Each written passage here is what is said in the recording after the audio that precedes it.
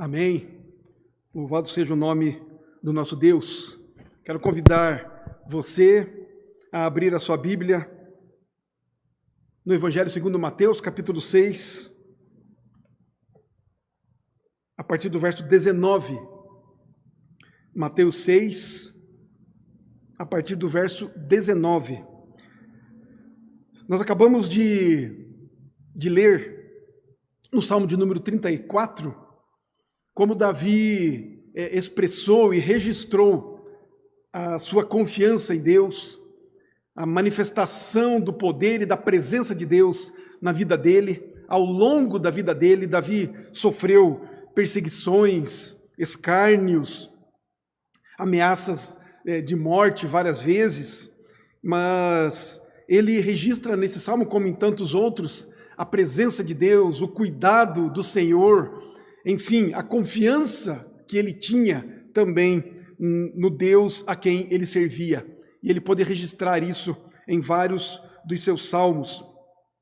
Também acabamos de ver o início do capítulo 11 de Hebreus, onde o escritor ali então registra a vida de vários dos membros do povo de Deus, do povo de Israel, a maneira como Deus cuidou deles, a maneira como eles expressaram e viveram a fé em Deus, a fé no Senhor, a fé no Criador, a fé no Salvador.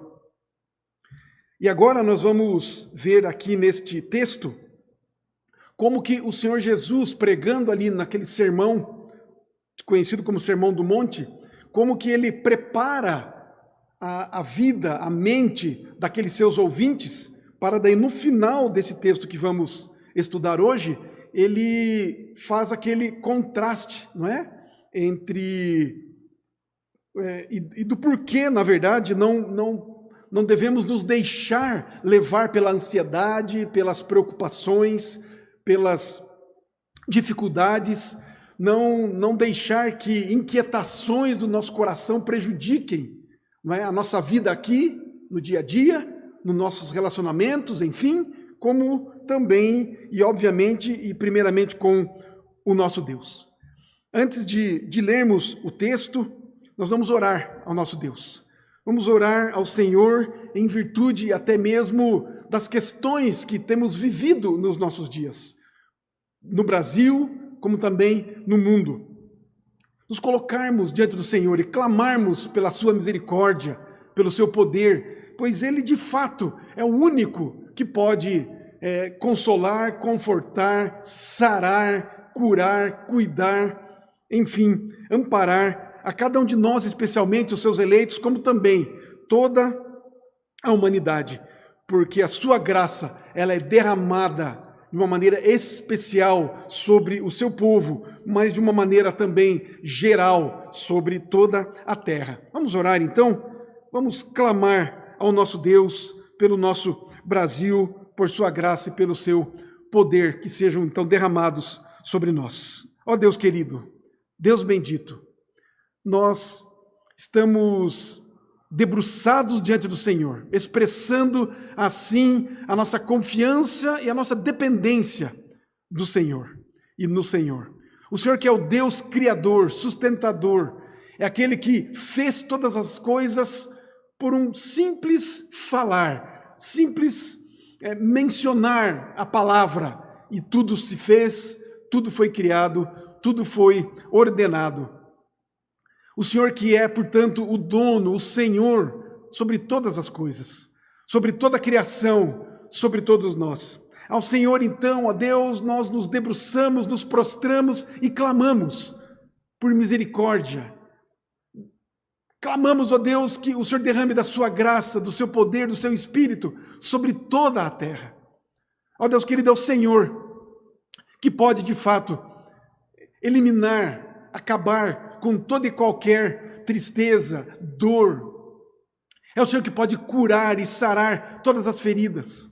É o Senhor, ó Deus, que pode, Pai, simplesmente enviando e proclamando e falando, ó Deus, derramar e distribuir, ó Deus, sabedoria na mente dos governantes, de todos os países sobre toda a terra, para que eles, ó Deus, possam olhar e agir de uma maneira, Pai, que possa atingir também com bondade, com graça, aqueles a quem eles dirigem, o povo que eles governam. Porque os governantes que estão, ó Deus, neste mundo, nas diversas esferas, eles foram todos colocados pelo Senhor. O Senhor tem domínio sobre cada um deles. E o Senhor, portanto, pode, ó Deus, lhes falar, e pode, ó Deus, dirigir as suas mentes e os seus corações, e que eles estejam, portanto, ó Deus, e sejam favoráveis ao povo que eles dirigem. Oramos aqui, Pai, e pedimos ao Senhor, especialmente pelo nosso país. Estamos passando, ó Deus, dias ainda mais difíceis nesses últimos tempos, ó Deus. E clamamos ao Senhor, então, por misericórdia. Que o Senhor, ó Deus, alivie as dores, alivie, ó Deus, as dificuldades do seu povo e desta nação, ó Deus. Tenha misericórdia de nós, ó Deus, por favor.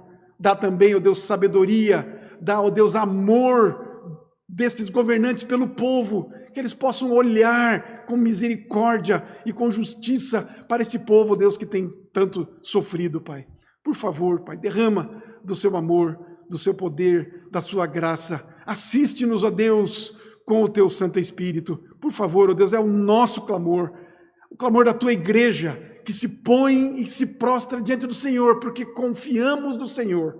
Assim como Davi, assim como aqueles chamados heróis da fé, estão descritos ali no livro de Hebreus. Aqueles, ó Deus, servos do Senhor, espalhados e descritos pela Bíblia, que nem sequer o nome sabemos. Aqueles, ó Deus, que ao longo da história do teu povo, da tua igreja, se coloca e tem se colocado, Pai, diante do Senhor, confiantes de que o Senhor de fato é o Rei, é o Senhor, é o soberano sobre toda a terra. Ao Senhor queremos adorar, ao Senhor queremos nos prostrar, confiantes, cheios de fé, cheios de alegria, cheios, ó Deus, do teu poder. É ao Senhor, portanto, que buscamos. É no nome do Senhor Jesus que fazemos isso. Aquele a quem o Senhor entregou para morrer por nós, derramou sangue precioso, foi esmagado por causa dos nossos pecados. É no nome do Senhor Jesus, é no nome do Santo sobre toda a terra. É no nome dele que oramos, clamamos e nos colocamos diante de ti, pedindo também, Pai, que o Senhor abençoe a exposição da tua palavra que faremos agora, para a tua glória, para a edificação do teu povo. No nome do Senhor Jesus oramos. Amém. Amém. Então, Mateus capítulo 6, a partir do verso 19, nós vamos lendo, então, alguns blocos e vamos expondo, e assim vamos esperando que o Senhor nos ajude, nos edifique com a sua preciosa e poderosa palavra. Aqui então, a partir do versículo 19 do capítulo 6, palavras do próprio Senhor Jesus no Sermão do Monte, dando continuidade então. Diz assim então, a partir do versículo 19, não acumuleis para vós outros tesouros sobre a terra, onde a traça e a ferrugem corroem e onde ladrões escavam e roubam, mas ajuntai para vós outros tesouros no céu, onde traça nem ferrugem corrói, e onde ladrões não escavam nem roubam, porque onde está o teu tesouro, aí estará também o teu coração.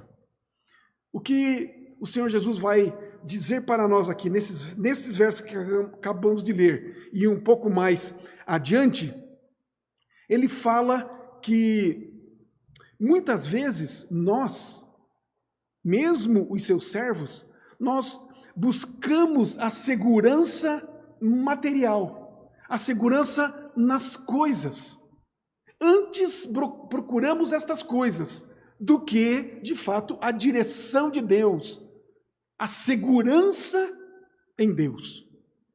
Neste Sermão do Monte, neste capítulo 6, dos versos 1 ao 18, o Senhor Jesus ele trata mais detalhadamente e com mais ênfase a vida particular, a vida pessoal do cristão, as suas práticas religiosas, as doações que ele pode fazer, as orações, o jejum, enfim, as questões pessoais, particulares que o cristão desenvolve na sua vida com Deus.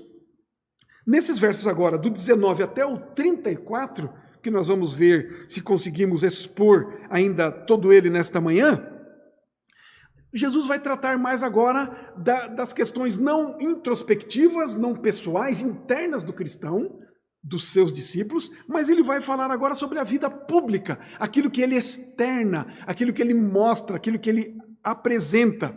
São as questões, podemos dizer assim, seculares do cristão, os seus valores, as suas prioridades, a maneira como ele caminha, como ele serve, como ele vive, como também as suas preocupações.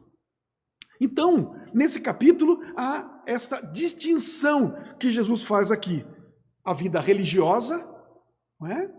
Podemos dizer assim, e a vida secular do cristão. E essa divisão que Jesus faz aqui é uma divisão, ou essa nomenclatura que nós demos também aqui, é uma questão didática, não é? Porque na prática, nós não podemos separar essas duas áreas da vida. A vida pessoal, particular, espiritual, religiosa nossa, com a nossa vida secular, exterior, aquilo que fazemos, aquilo que mostramos. Não há essa distinção. Se nós somos de fato cristãos, tudo o que nós fazemos, tudo que somos e fazemos, por mais que pareça algo secular, não é? É espiritual. Deve ser feito para a glória do nosso Deus. Colossenses 3, 23 e 24, Paulo registra assim, quando escreve essa carta àqueles irmãos: tudo quanto fizerdes, fazei-o de todo o coração, como para o Senhor e não para homens, cientes de que recebereis do Senhor a recompensa da herança. A Cristo, o Senhor, é que estais servindo. Então não há, na visão da palavra de Deus, na visão de Deus, aquela distinção, aquela divisão.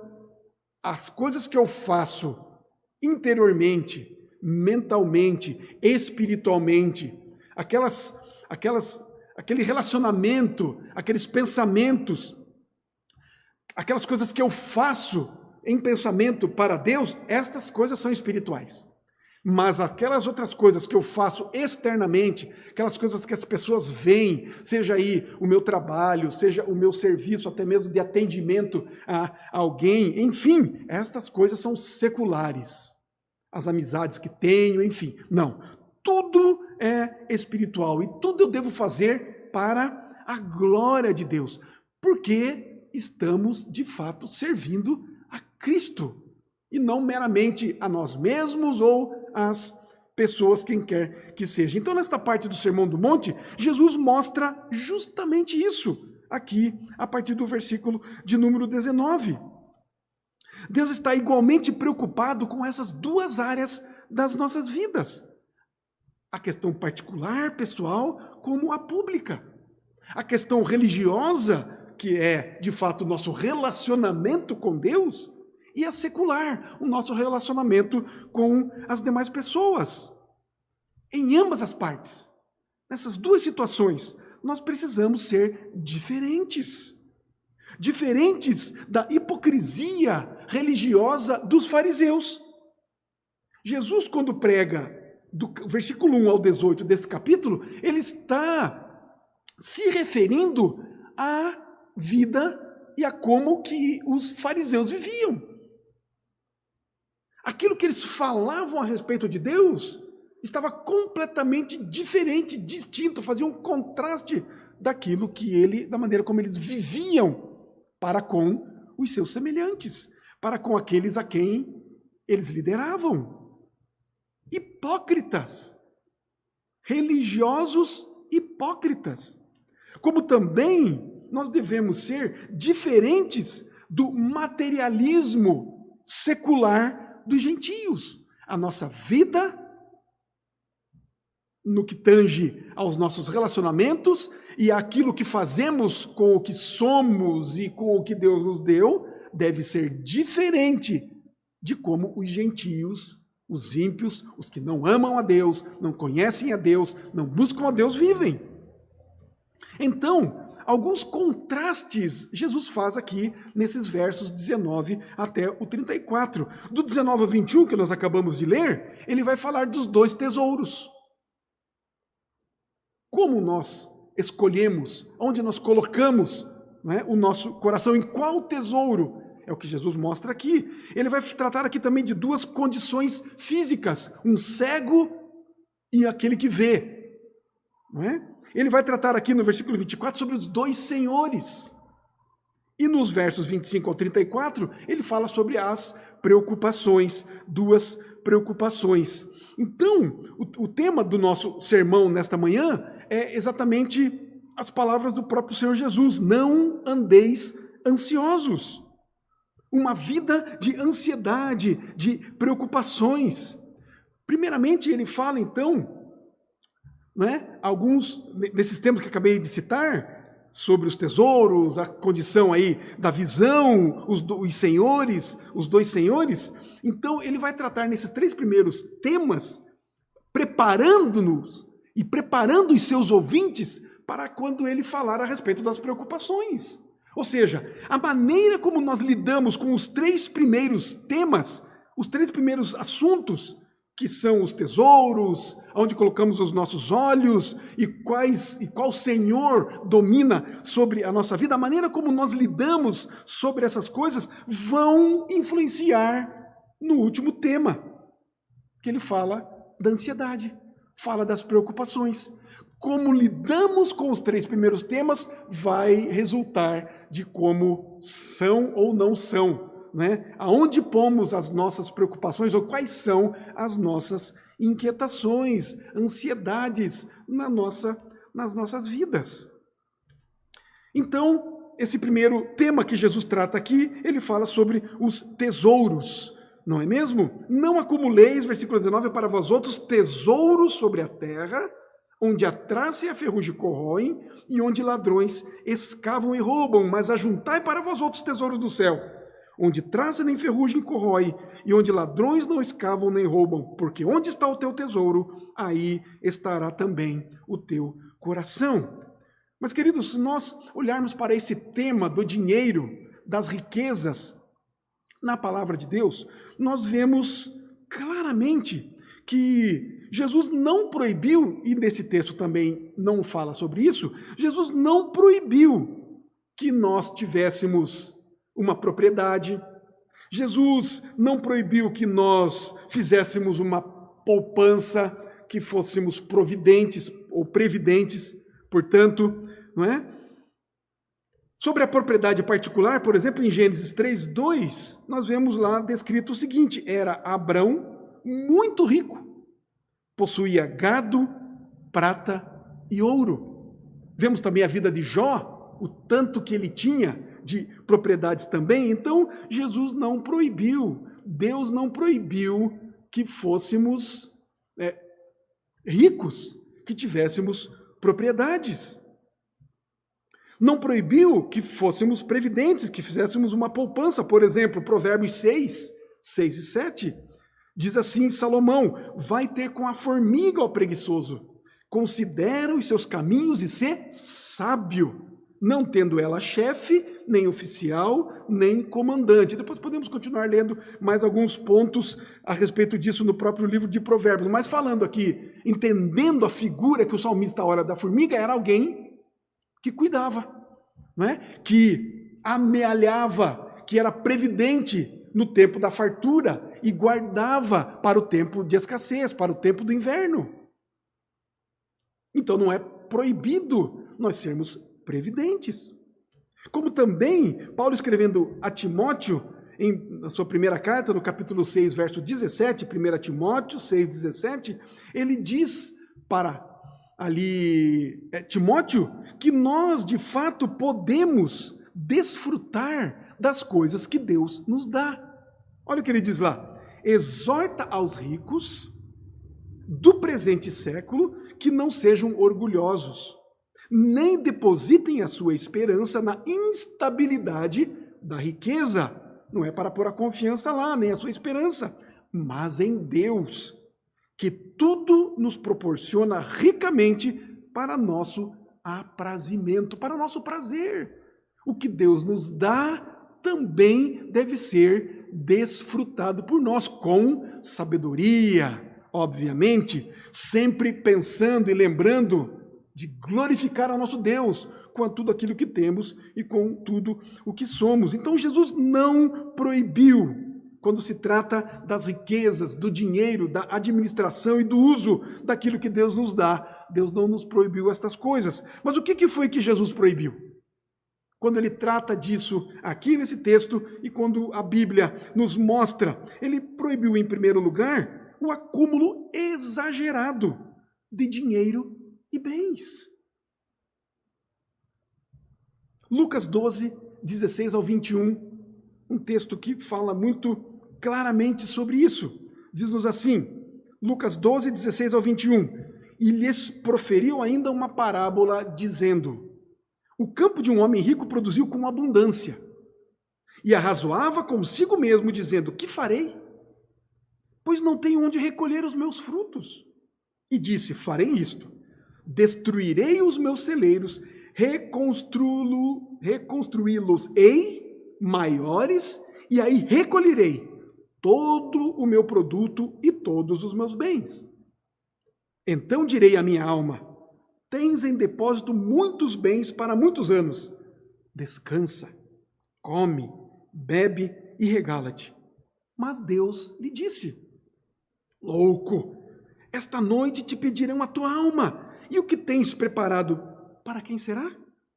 Assim é o que entesoura para si mesmo e não é rico para com Deus. Qual era a mente? Qual era o coração deste homem, desta parábola? Aqui é uma parábola, aqui é uma história que Jesus contou. É uma figura que Jesus apresentou para os seus discípulos, mas que reflete muito bem a vida de muitos que querem amealhar riquezas e mais riquezas e mais riquezas. Mas Deus fala aqui, rapaz, esta noite você pode morrer. E tudo isso que você guardou, para quem será? O que fazer com todo esse monte de riqueza que você guardou?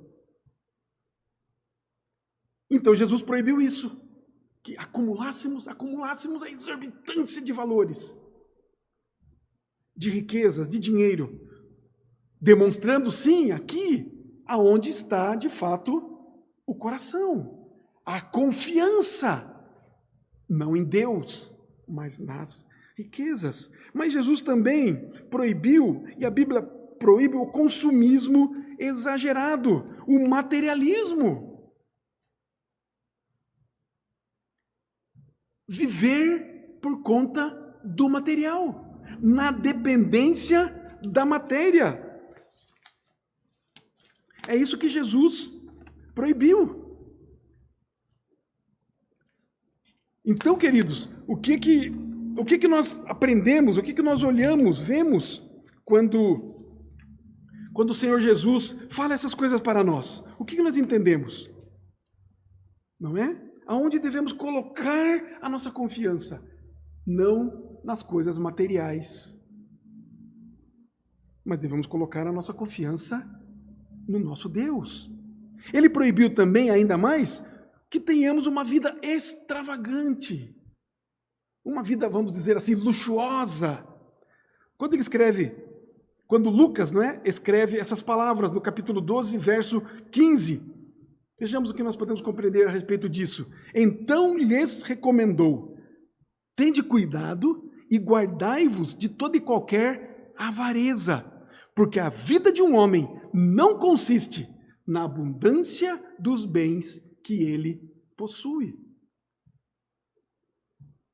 Por vezes as pessoas querem ter recursos, ter dinheiro, ter riquezas, ter bens, não querem nem usufruir, nem aproveitar aquilo que Deus lhes deu. Por vezes, ficam adorando, admirando, idolatrando. Querem mostrar o tanto que têm. colocam a sua vida nessas coisas. Isso é o que satisfaz o seu coração, a sua alma. Não é nem usar, usufruir, ter prazer naquelas coisas no sentido de usar, desfrutar. Não. Então, ajuntam estes tesouros na terra. Mas o que Jesus diz aqui, nesses versos 19 a 21, é que nós devemos ajuntar tesouros no céu. E como fazer isso? Como ajuntarmos tesouros no céu? Queridos, fazendo coisas cujos efeitos vão além da morte. Fazendo coisas que seguem por toda a eternidade. Isso, queridos, certamente não significa que Jesus estava ensinando uma doutrina de méritos, como se nós pudéssemos acumular coisas no céu, através de boas obras aqui nesta terra, uma espécie de crédito bancário, não é? Fazemos coisas aqui, boas obras, então vamos acumulando coisas e crédito no céu. Nada disso, porque isso contradiz o evangelho do nosso Senhor Jesus, o evangelho da graça de Jesus e o evangelho que os apóstolos pregaram e ensinaram. Mesmo porque Jesus estava falando aos discípulos que já eram salvos. Então nada do que nós fazemos aqui vai nos garantir o céu, a salvação, essa herança, nada disso. Mas, queridos, nós não podemos colocar os nossos pés nesta terra em duas canoas. Como nós devemos escolher? Como fazer a escolha certa? Visto, queridos, que a ambição do mundo, ela nos fascina. O encanto de ter coisas, o materialismo é difícil de quebrar. Nós olhamos um vizinho que tem isto ou aquilo, isso nos fascina. Por vezes. Nós queremos ter, muitas vezes, coisas que os outros têm. E mais, e mais, e mais. Porque é isso que o mundo busca. E nós queremos, por vezes, ter isso. Ficamos encantados com essas coisas, com as coisas, com a matéria, com o material, com aquilo que podemos ver, pegar, possuir. Mas aqui, nesse texto, nesse sermão, Jesus nos ajuda a escolher melhor, a escolher o melhor. E ele destaca aqui a insensatez do caminho errado e mostra para nós a sabedoria do caminho certo. Percebamos aqui, queridos, também o que Jesus disse sobre a durabilidade das riquezas. Não é isso que ele diz? Onde a traça e a ferrugem corroem, e onde ladrões escavam e roubam. Claro que aqui, nesta época, Jesus estava falando da maneira como é que eles arrecadavam dinheiro, como é que eles podiam guardar e como que essas riquezas poderiam, de repente, desaparecer, não é? Muito cereal acumulado, guardado, que valia muito dinheiro, mas fica lá guardado. Aí vem o mofo, aí vem as traças e comem, enfim, aí vem ladrões e roubam, aquilo tudo poderia desaparecer muito rapidamente. Aí alguém pode pensar no dia de hoje, não, mas hoje nós temos os bancos, hoje nós temos os cofres, hoje nós temos as escrituras de compra e venda e podemos comprar, registrar nos cartórios, enfim. E aí não tem ladrão que roube, não há traça que coma o dinheiro no banco, não é mesmo? Podemos pensar dessa maneira, mas nós podemos lembrar que recentemente na história do Brasil, por exemplo, houve um plano, não é mesmo? Econômico, o dito plano Collor, que simplesmente tirou o dinheiro das contas bancárias de quase todo mundo, não é? Onde a inflação oficial no mês era em torno de 20%, algumas coisas por cento assim, mas na realidade foi 80%. Enfim, comeu o dinheiro, desapareceu o dinheiro da conta de muita gente, não é? Então, qual é o caminho certo? Deus nos dá essa sabedoria. As riquezas da terra, elas são temporais, são passageiras, mas as riquezas do céu, elas são eternas. Olha o que Jó falou. Olha o que foi escrito a respeito de Jó 1:21. E disse: nu saí do ventre de minha mãe e nu voltarei. O Senhor o deu e o Senhor o tomou. Bendito seja o nome do Senhor. Era a visão, o entendimento, a consciência que Jó tinha a respeito das suas coisas, das riquezas que tinha. Segundo aos Coríntios 4:18, o apóstolo Paulo escreve o seguinte: não atentando nós nas coisas que se veem, materiais, palpáveis, mas nas que se não veem, porque as que se veem são temporais, e as que se não veem são eternas. Ainda escrevendo aos Colossenses, no capítulo 3, versos 2 ao 4, o apóstolo escreve o seguinte: pensai nas coisas lá do alto, não nas que são aqui da terra, porque morrestes, e a vossa vida está oculta juntamente com Cristo em Deus. Quando Cristo, que é a nossa vida, se manifestar, então vós também sereis manifestados com Ele em glória. Aonde devemos colocar o nosso coração, a nossa vida? Nas coisas da terra ou nas coisas do céu? Então, queridos, o que agora então nós especificamente podemos fazer para ajuntarmos tesouros no céu? Visto que isso é ser sábio, visto que isso é o que o Senhor nos ensina, visto que é isto que tem de fato valor, sentido. Como fazer para ajuntarmos tesouros no céu? Como fazermos isso na prática?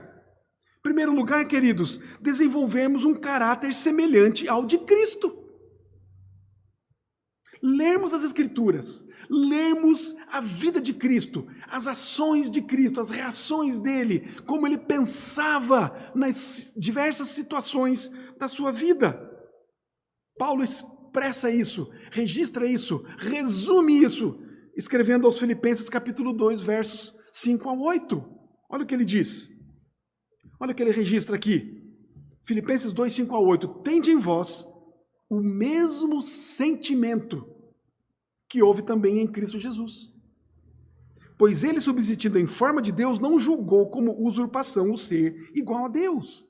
Antes, a si mesmo se esvaziou. Não se encheu, se esvaziou. Assumindo a forma de servo.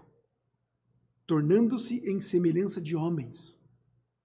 E reconhecido em figura humana, a si mesmo se humilhou, tornando-se obediente até a morte e morte de cruz. Como podemos fazer para ajuntar tesouros no céu? Porque de fato é este tesouro que vale? Desenvolvermos um caráter semelhante a Cristo, termos o mesmo sentimento que o nosso Senhor Jesus. Mas tem mais, devemos crescer na fé, na esperança e no amor. 1 Coríntios 13. Porque, queridos, estas virtudes, como escreveu o apóstolo Paulo, estas virtudes são as que permanecem. As traças não comem, os ladrões não roubam. 1 Coríntios 13, 13. Agora, pois, permanecem a fé, a esperança e o amor. Esses três, porém, o maior desses é o amor. E se nós lermos o capítulo 13 de 1 Coríntios, nós vamos ver o que é que Paulo registra a respeito do significado do amor. Mas tem mais. O que nós podemos fazer na prática para ajuntarmos tesouros no céu? Crescermos no conhecimento de Cristo, no relacionamento com Cristo, no amor para com Cristo, com quem nós estaremos no céu eternamente. Queridos, é simplesmente impossível nós pensarmos que teremos ou estaremos no céu com Cristo se nós não temos um relacionamento com Ele aqui na terra. Impossível pensarmos que teremos no céu. não o conhecemos, não o amamos, não nos relacionamos com Ele, não o buscamos, não desejamos estar com Ele em oração, na leitura da palavra, nos seus sentimentos, fazendo o que Ele fez, vivendo como Ele viveu aqui, não estaremos no céu com Ele. Filipenses 3, de 8 a 10, o apóstolo Paulo escreve o seguinte: sim, deveras considero tudo como perda.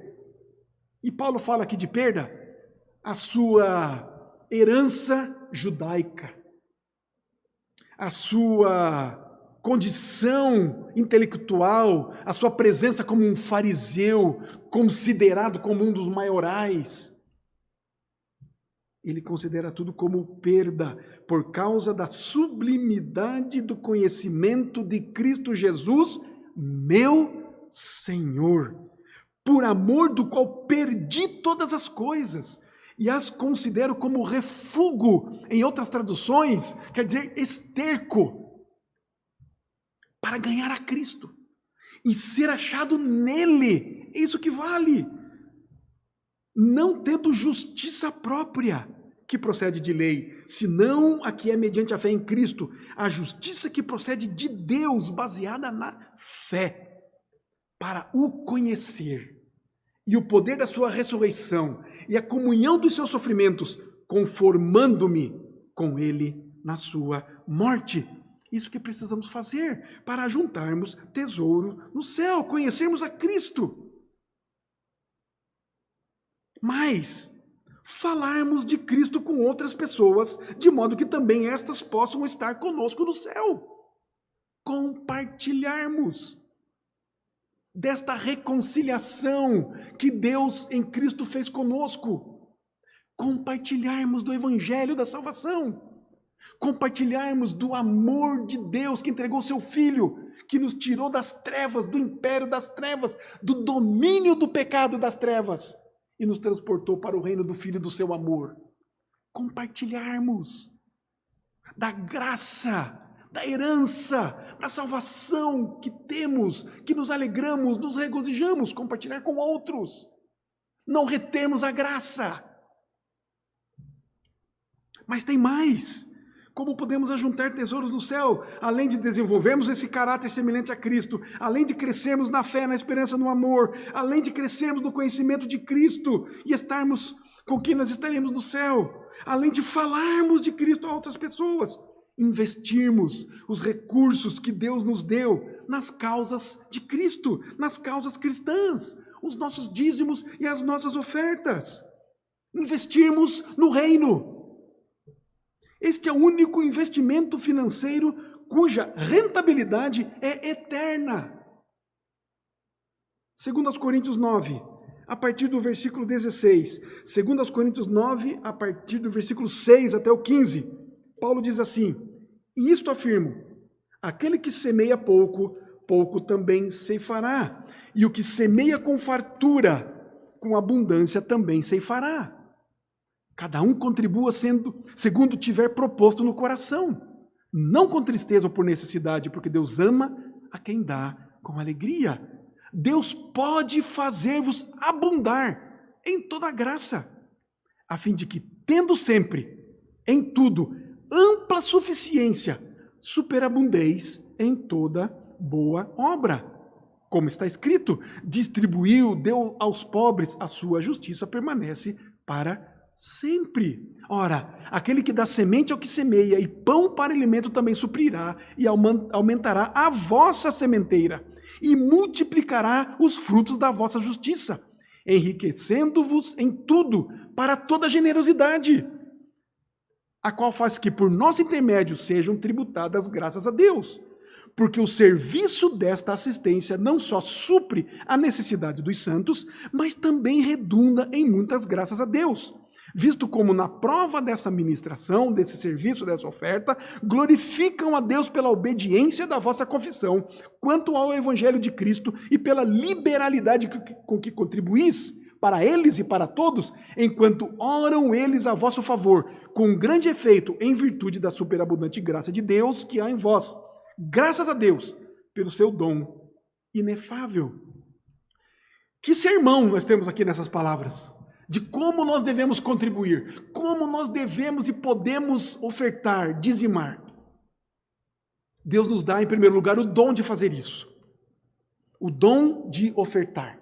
Porque Ele mesmo nos concede os valores para ofertarmos, os bens para ofertarmos. E é interessante, você deve ter percebido aqui na leitura desse texto, não é? O que Deus faz? Ele lhe dá os bens, para você com generosidade ofertar. Aqueles que recebem as ofertas oram em seu favor.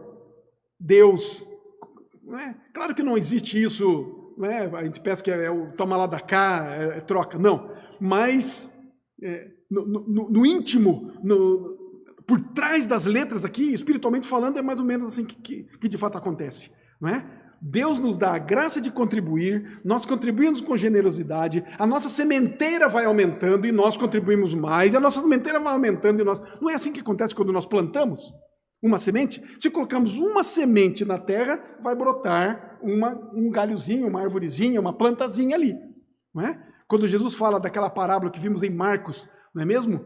Que produz, parábola da boa semente, não é? Do semeador, em primeiro lugar, ele fala sobre isso no capítulo 4 lá de Marcos. Ele diz assim, aquele que vai produzir a 100, a 60 e a 30, ou a 30, a 60 e a 100 por um, não é? Isso vai multiplicar, vai ser maravilhoso. Então você vai ter mais, não para amealhar, não para guardar, não para se fiar nela, nos bens, mas para contribuir para o reino do Senhor, para o reino de Cristo, para as obras do reino do Senhor. Generosidade. Como que eu ajunto tesouros no céu? Contribuindo. Como que eu guardo tesouros no céu? Dando, ofertando, oferecendo. Isso é dom de Deus. Isso é presente de Deus. A generosidade em dar é presente de Deus, que nos dá para dar, que nos supre para suprirmos. Versos 22 ao 23 do capítulo 6 de Mateus. São os olhos a lâmpada do corpo. Se os teus olhos forem bons, todo o teu corpo será luminoso. Se, porém, os teus olhos forem maus, todo o teu corpo estará em trevas. Portanto, caso a luz que em ti há sejam trevas, que grandes trevas serão. Agora aqui, o Senhor Jesus, na continuidade do seu sermão, ele passa da durabilidade dos dois tesouros, aqueles que se acabam, aqueles que se perdem, para aqueles tesouros que permanecem. Ele passa dessa durabilidade, para agora o contraste entre uma pessoa cega e uma pessoa que tem visão.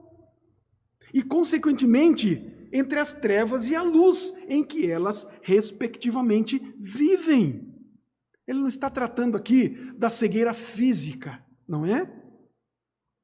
Mas ele está falando da cegueira espiritual. Os olhos são a lâmpada do corpo. Queridos, o corpo depende da visão, não é?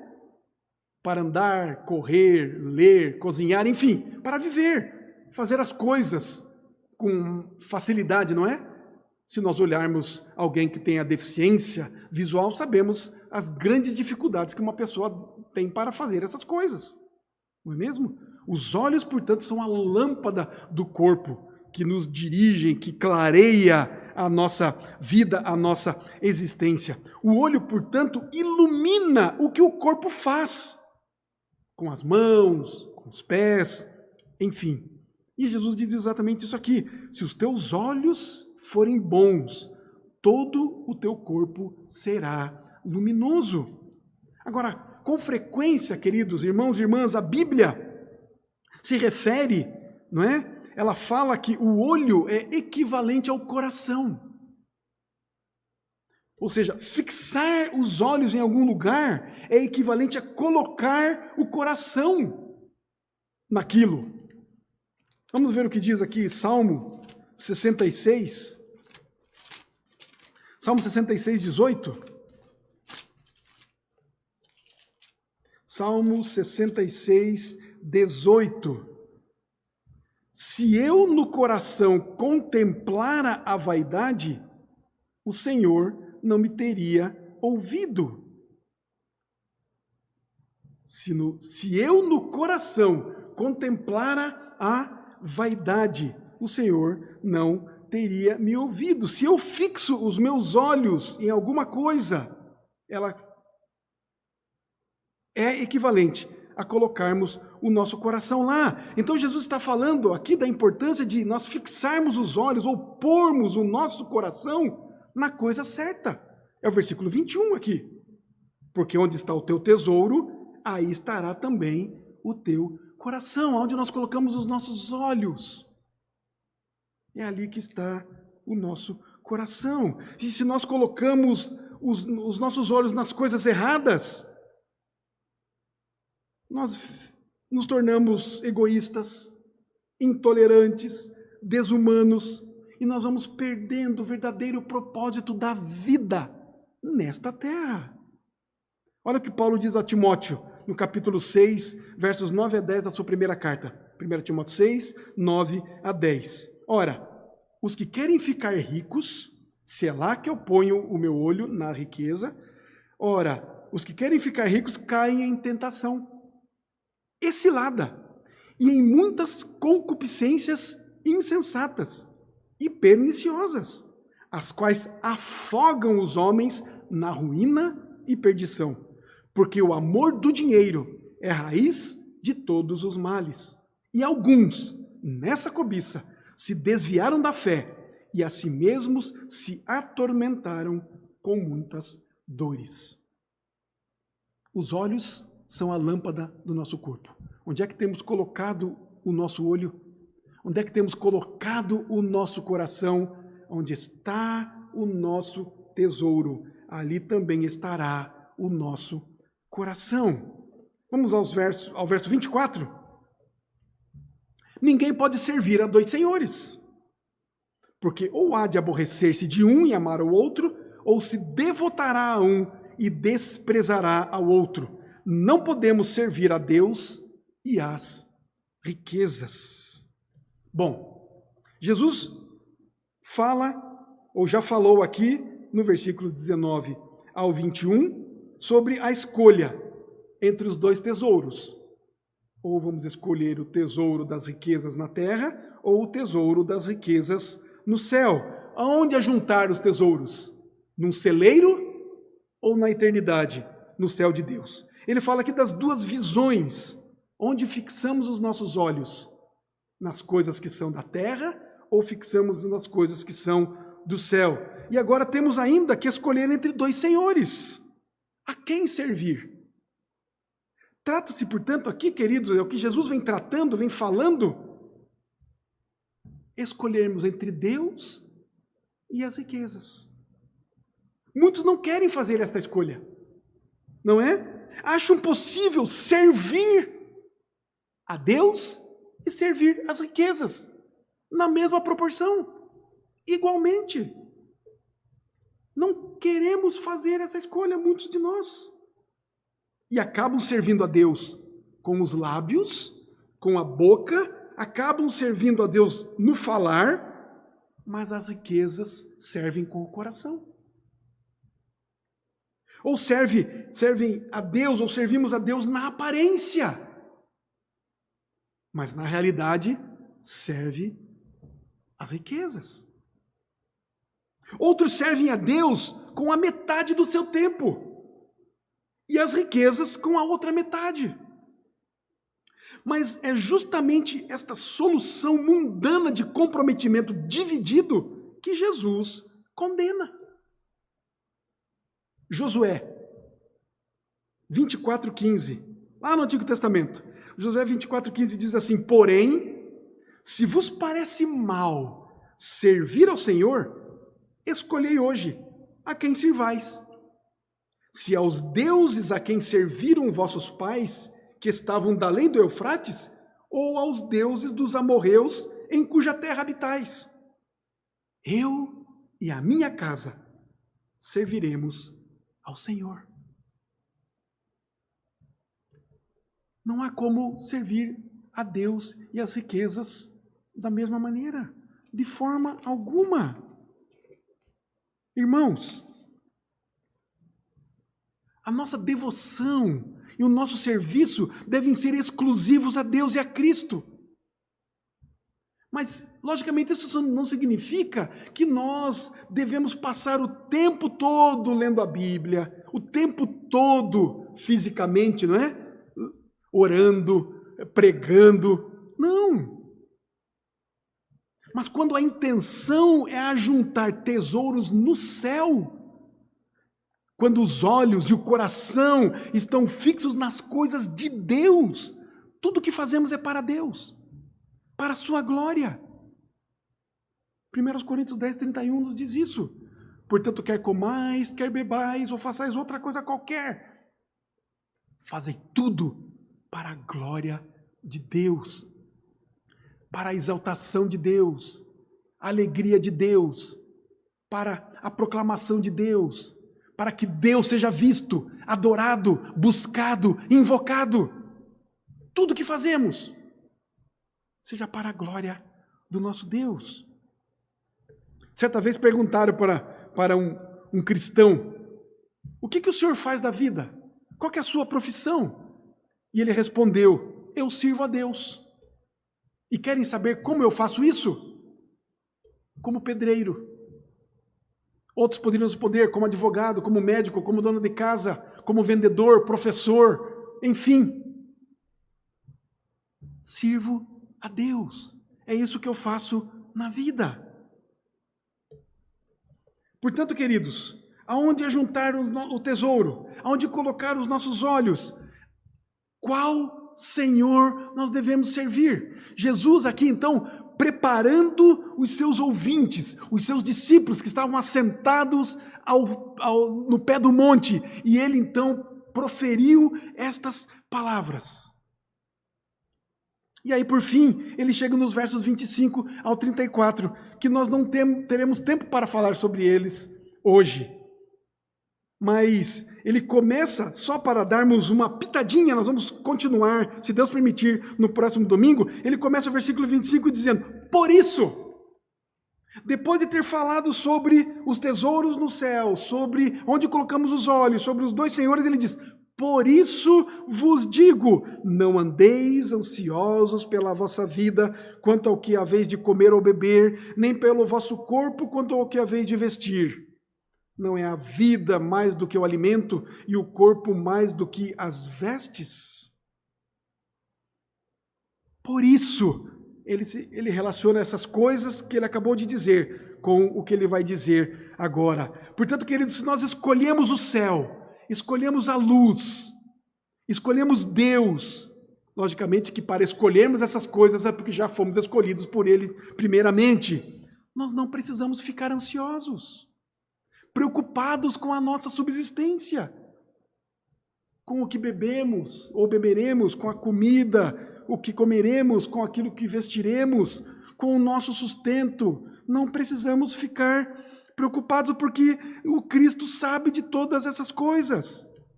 Ele sabe de tudo o que nós precisamos. Olha o versículo 32, porque os gentios é que procuram todas essas coisas.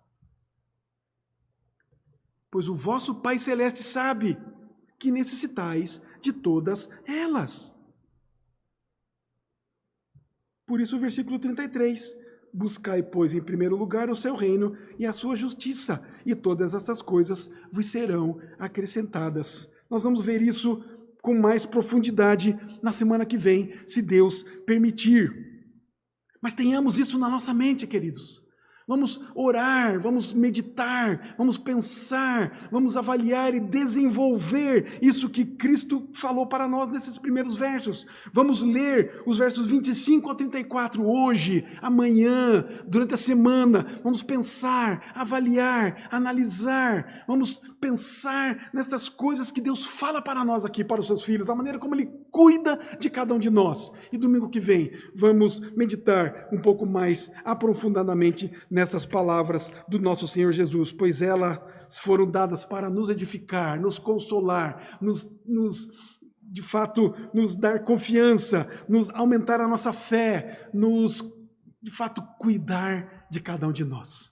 Que seja assim, queridos, então, comigo, com você, com todo o povo de Deus, vamos nos colocar diante do Senhor, esperando sempre nele, nos seus cuidados, pois ele nos ama e ele cuida de cada um de nós, pois somos o seu povo, somos o povo do seu pastoreio, somos o seu rebanho.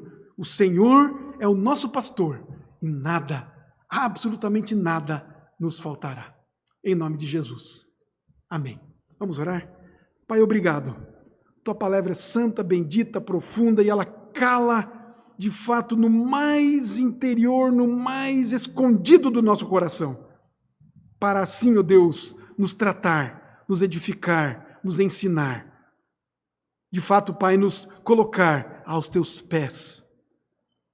Nos dar aquela confiança, certeza, aquela fé que precisamos para nos tranquilizar, para nos aliviar, para nos curar, nos sarar, para nos amparar. Obrigado, Pai, porque o Senhor é bom. Obrigado porque o Senhor nos dá da Tua palavra. Obrigado porque o Senhor nos dá do Teu Santo Espírito que habita em nós e assim nos fortalecer. E assim, ó Deus, nos dar condições de vivermos uma vida cada vez mais próximos daquela que o Senhor Jesus Cristo viveu aqui nesta terra. Ó querido Deus, muito obrigado. Ajuda-nos, ó Deus, então, a vivermos assim, da maneira que lhe agrade, de uma maneira satisfeita no Senhor, com a certeza de que somos, de fato, cuidados pelo Senhor. Nos dá, Pai, esta graça. Nos dá, ó Deus, do Teu amparo, da Tua presença. Nos dá, Senhor, do Senhor mesmo, a cada dia, a cada instante. Temos uma semana pela frente, ó Deus, cheios certamente de lutas, de dificuldades. Nos dê da Tua graça, da Tua presença, nos dê dos Teus cuidados. É assim, ó Deus, que oramos, pedindo estas coisas, glorificando, louvando, adorando e bendizendo ao Senhor, o Deus providente, o Deus santo, o Deus todo-poderoso, o Senhor sobre todas as coisas, o nosso Senhor, o nosso Salvador. É no nome de Cristo que oramos. É assim que nos colocamos diante de Ti, no nome de Jesus. Amém. Que a graça redentora do nosso Senhor e Salvador Jesus Cristo, que o amor insondável de Deus, o nosso eterno Pai, que as consolações, a presença, as virtudes, o consolo, a assistência virtuosa do nosso Espírito Santo do Senhor estejam conosco então, aqui, povo de Deus, espalhado por toda a terra, hoje e para todo sempre. Amém. Uma boa semana a todos, na graça especial do nosso Senhor e Salvador Jesus Cristo.